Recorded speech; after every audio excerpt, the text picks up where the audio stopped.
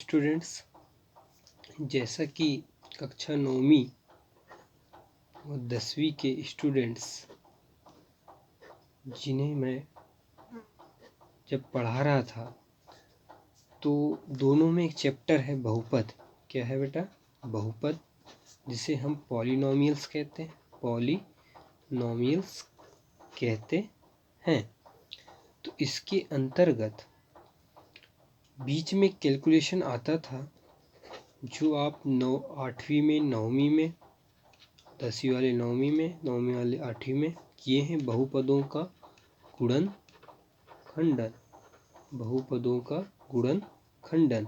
यदि हम इंग्लिश में बोलेंगे तो इसे कहेंगे factorisation, factorisations of polynomials. Because English words is helpful for our at next time. तब हम एक नॉर्मल सा क्वेश्चन लेते हैं जिसे कक्षा 9वीं के विद्यार्थी और 10वीं के विद्यार्थी भी अच्छे से समझेंगे और सीखेंगे और अपने आप को जांचेंगे कि क्या हम ये कर पाते हैं या नहीं। तो बहुपदों का गुणन खंडन के अंतर्गत मैं एक बहुत ही सिंपल लेवल का सवाल ले रहा हूँ, x² माइनस x ऋण 90। तो इसे मैं आपको बारी बारी से सिखाने की कोशिश कर रहा हूँ कि इस मध्य पद को ऐसे क्या स्टेप करने होंगे कि इसको हम ब्रेक करें, तोड़ें मध्य पद विभाजन विधि के अंतर्गत और इसके गुणन खंडन करें। पहला स्टेप बेटा हल लिखेंगे, और जैसा कि मैं आपको बार बार बताया हूँ, पहला स्टेप गणित में जैसा का तैसा as it is tit for tat की तर्ज में लिखेंगे। x² माइनस है तो माइनस, मिडिल टर्म मध्य पद x माइनस माइनस 90 90। इसके बाद एक बाजू में एक रफ लाइन ड्रॉ करेंगे जो हमें हेल्प करेगी बीच में पद को तोड़ने के लिए। मैंने बच्चों आपको बताया था सबसे पहले पहला पद और आखिरी पद का गुणा करना है। प्रथम पद x² है, अंतिम पद माइनस 90 है। अंतिम पद का जो भी चिन्ह है उसको चिन्ह सहित लिखा जावे, और प्रथम पद उसका भी चिन्ह, जैसा कि चिन्ह को हम सामने लिखते नहीं, प्लस है, धनात्मक है। तो हम क्या करेंगे, सबसे पहले इनका गुणन 90 और x का स्क्वायर का मैं गुणा करूंगा तो 90 x², ये माइनस में, ये प्लस में, प्लस माइनस का माइनस। और हम देख रहे हैं कि ये जो गुणनफल आया है ऋणात्मक है। क्या है? ऋणात्मक। यदि गुणनफल आपका ऋणात्मक आता है तो बीच वाली संख्या के लिए जो दो संख्या लेंगे इसको तोड़ने के लिए, ब्रेक करने के लिए, वो हमेशा घटेंगी। ये बेसिक बातें आपको मैंने बार बार समझाइश दी है। तो हमें ये दिमाग लगाना है कि ऐसी कौन सी दो संख्याएं जो गुणा करने में 90 आती है और घटाने में x, मतलब एक बार एक, इसका गुणांक 1 है और इसका गुणांक 90 है। तो 1 घटाने में जिन्हें 1 मिलेगा और 90, क्योंकि x को हम 1x कह सकते हैं। तो सोचिए, तो इसके लिए भी हम सोचते हैं कि कौन सी दो संख्या गुणनफल 90 होता है, फिर घटा के भी देख लेंगे क्योंकि सीख रहे हैं, थोड़ा टाइम लगेगा। तो 90 गुणा 1 90 होता है, 45 दूनी भी 90 होता है, 15 छक्का 90 होता है,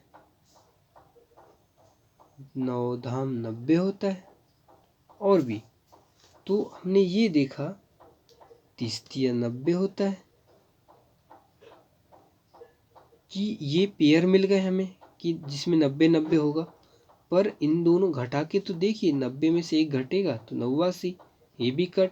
तो हमें 90 तो मिल रहा है, पर किसको घटाने में 1, तो हमें ये जोड़ा दिखा, 10 में से 9 गया तो 1, और गुणा करने में भी 90। तो वो संख्याएं 9 और 10 हैं जिन्हें का प्रयोग करने में हम बीच के पद को के लिए यूज़ करेंगे। तो इसे जमाते हैं। मैं बार बार बोल रहा हूँ, संख्या डिसाइड होगी आपकी 10 और 9। संख्या डिसाइड होगी 10 और 9। अब इसको यहाँ सेट करना है, चिन्ह जमाना है। तो स्वाभाविक सी बात है, ये घटेंगी तो एक चिन्ह धन तो एक चिन्ह ऋण। तो यहाँ का जो चिन्ह है मध्य पद का, उसको बड़ी संख्या में फिट करो। 10 है बड़ी संख्या, x है तो x लगाएंगे। अब एक माइनस तो दूसरा प्लस लगाना ही पड़ेगा, अलग अलग चिन्ह होंगे, संख्या तभी तो घटेगी, असमान चिन्ह में संख्या घटती है, माइनस है तो माइनस। तो बच्चों आपको सिर्फ इस मध्य पद को ब्रेक करने के लिए सब करना पड़ा, पर एक बार जब आप सीख जाएंगे तो आपको आगे कोई दिक्कत नहीं होगी। ये भी नहीं करोगे आप डायरेक्ट तोड़ोगे, पर सीख रहे हैं तो ये करना आप जरूरी है। ध्यान से सीखिए। अब आप देख लिए कि भैया प्रथम पद की जगह प्रथम पद, मध्य पद को हमने तोड़ा और अंतिम पद की जगह अंतिम पद।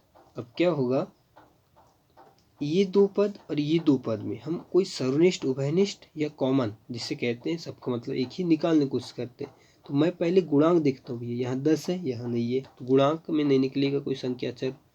पर मैं देख रहा हूँ चरराशि यहाँ x है और यहाँ x स्क्वायर है, तो क्यों ना कम वाली जो निकल सकती है, ज़्यादा में से कम गुणक रूप निकलेगी। तो मैंने जैसे ही x निकाला तो x की घात यहाँ 2 है, जब x की घात 2 है x निकल गई तो बचा x, माइनस है तो माइनस, और x निकला तो यहाँ 10, क्योंकि x तो निकल चुका तो बचेगा 10। तो जैसे यहाँ x ऋण 10 बना तो हम कोशिश करते कि यहाँ से ऐसा ये दो पद में उभयनिष्ठ निकाले कि यहाँ भी कोष्टक में x ऋण 10 बचे। तो उसके लिए 9 निकालना पड़ेगा, x में से 9 को निकालोगे तभी x बचेगा, माइनस है तो माइनस क्योंकि प्लस में निकल रहा है, और 9 धाम 90। यहाँ भी x ऋण 10 है, नेक्स्ट स्टेप, तो x ऋण 10 यहाँ भी है, तो इस x ऋण 10 और x ऋण 10 को निकाले तो बचता है यहाँ x और यहाँ बचता है 9। तो ये हमने सीखा बहुपदों का गुणनखंडन। ये द्विघात बहुपद है, 10वीं वाले विद्यार्थी 9वीं में पढ़े हैं, 9वीं वाले भी पढ़ रहे हैं, इसका भी खंडन किए हैं। आगे यहाँ से शून्य निकालना होता है कक्षा 10वीं के विद्यार्थी को, पर विद्यार्थी यहीं पर अपनी गलती करते हैं। तो इसे ध्यानपूर्वक समझें और बार बार प्रैक्टिस करें। धन्यवाद।